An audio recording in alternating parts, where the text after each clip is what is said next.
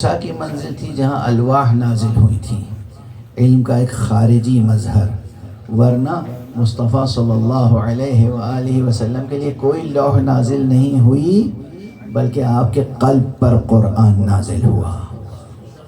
اور اس کے اثبات کے لیے، اس چیز کے اثبات کے لیے کہ غیر حی، جامد یا مردہ کسی شے میں علم بحیثیت علم وجود نہیں رکھتا، اعلان نبوت سے پہلے، بعثت سے پہلے بھی دست مصطفیٰ پہ مرتضیٰ نے آ کے قرآن کی تلاوت کی۔ کوئی پتھر نہیں اتارا گیا جس پہ سورہ مومنون کندہ ہو۔ تو کیا مناسبت ہے؟ وہ قرآن ہے نا جس نے علی کو نفس پیغمبر کہا ہے۔ تو اگر علم کا جوہر نفس انسان ہی میں خلق ہوتا ہے تو اس سے بڑا کوئی معجزہ نہیں ہو سکتا، اور بڑا کوئی ثبوت نہیں ہو سکتا، اور اس سے بڑا کوئی مظہر نہیں ہو سکتا کہ جس کو اللہ نے نفس رسول کہا تھا اسی کی زبان سے پہلے قرآن کو سنایا کہ یہ وہ علم ہے جو دیکھو نفس پیغمبر میں موجود ہے، قلب پیغمبر میں موجود ہے صلی اللہ علیہ وآلہ وسلم۔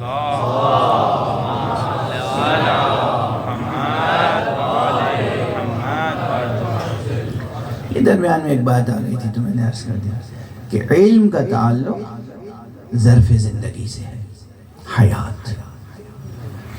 آپ زندہ ہیں تو آپ کے دل میں اور آپ کے ذہن میں جب حقائق آئیں گے تو علم وہیں تشکیل پائے گا، وہیں تخلیق ہوگا۔ یعنی گوہر علم کی تشکیل ہی ہوتی ہے رحم نورانی حیات بشر میں۔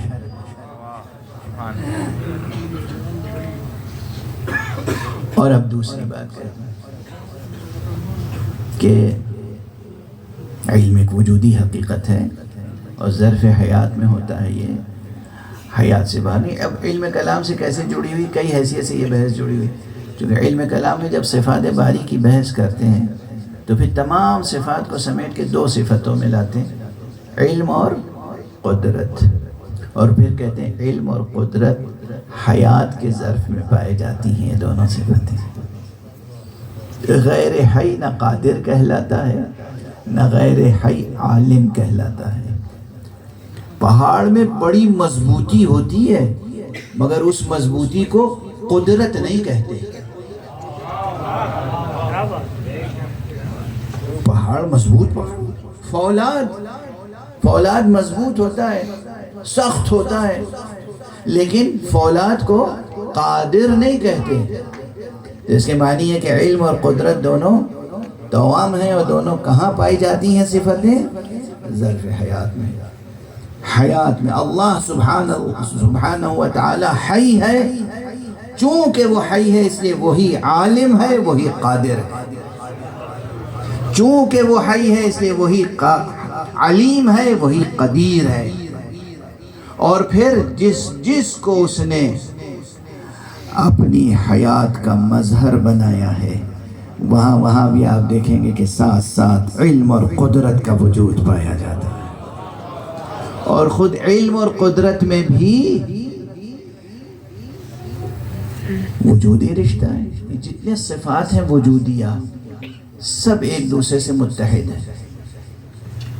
جتنے صفات وجودیہ ہیں، صفات سلبیہ کی بات نہیں کر رہا ہوں، جتنے صفات وجودیہ ہیں، جتنے صفات جمالیہ ہیں، یہ سب ایک دوسرے سے متحد ہیں۔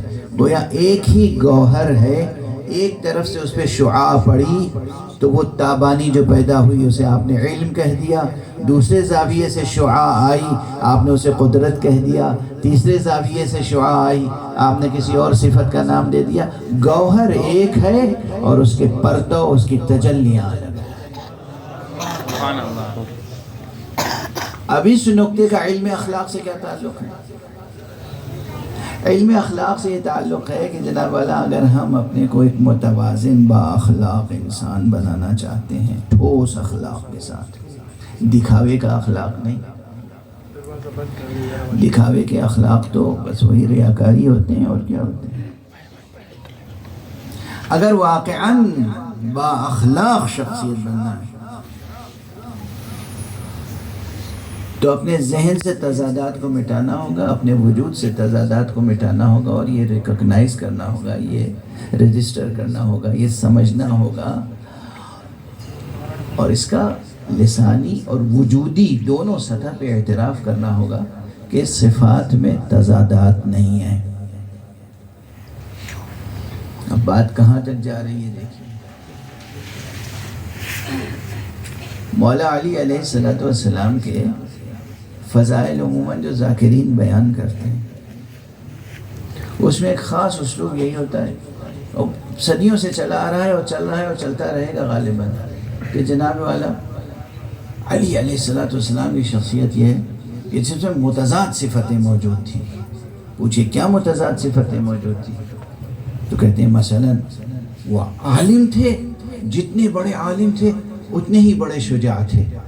گویا جو صفت ہے علم کی وہ ضد ہے شجاعت کی، اور شجاعت ضد ہے علم کی۔ کس نے کہہ دیا یہاں تضاد کا رشتہ ہے؟ علم بھی وجودی صفت ہے، شجاعت بھی وجودی صفت ہے، اسی لیے جہاں علم ہوگا وہیں شجاعت ہوگی، جہاں علم نہیں ہوگا وہاں شجاعت بھی نہیں ہوگی۔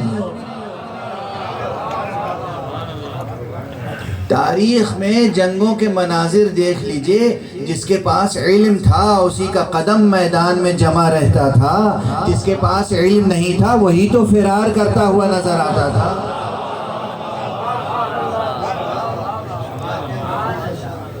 اس کے معنی کیا ہے؟ اس کے معنی ہے کہ جہاں علم نہیں ہوگا وہاں شجاعت بھی نہیں ہوگی، شجاعت بھی وہیں ہوگی جہاں علم ہوگا۔ تو اگر آپ اور ہم سچے طالبان علم ہیں تو ہمارے اندر شجاعت بھی ہونی چاہیے، یہ بالکل وجودی بات ہے۔ اگر شجاعت نہیں ہے کسی طالب علم میں، کسی عالم میں، تو اس کے معنی ہے کہ حقیقتاً وہ اچھا طالب علم، سچا طالب علم بھی نہیں ہے، اچھا عالم، سچا عالم بھی نہیں ہے، اس لیے کہ عالم کبھی بزدل ہو نہیں سکتا۔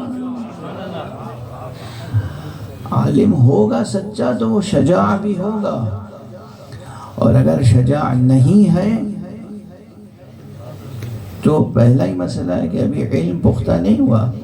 معلوم ہوا اصطلاحات، دیکھیے بہت ہی عامیانہ سی مثال دے دوں،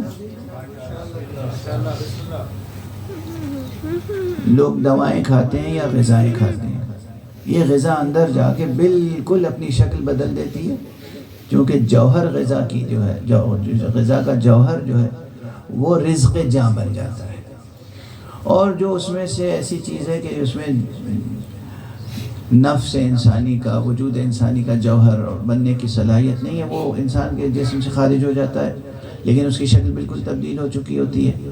کبھی کبھی ہوتا ہے کہ کوئی کیپسول کھائی اور جسم سے وہ کیپسول ویسی ہی نکل گئی، تو یقین ہو جاتا ہے کہ یہ دوا جب تحلیل ہی نہیں ہوئی جسم میں تو اس نے اثر نہیں کیا ہے۔ میں نے کہا تھا نا عامیانہ سی مثال ہے، لیکن مثال ایسی ہے جو اچھی طرح دل میں انشاءاللہ راسخ ہو جائے گی۔ دوا کھائی اور دوا اسی طرح جسم سے نکل گئی تو یقین ہو جائے گا نا کہ یہ دوا اس نے کوئی اثر نہیں کیا، چونکہ دوا جسم سے نکل گئی جوں کی توں۔ اسی طرح بعض حضرات ہیں علم حاصل تو کر رہے ہیں بظاہر، لیکن وہ اصطلاحات رٹ رہے ہیں، اصطلاح رٹی اور اصطلاح دہرا دی، اصطلاح جسم و جان میں تحلیل نہیں ہوئی۔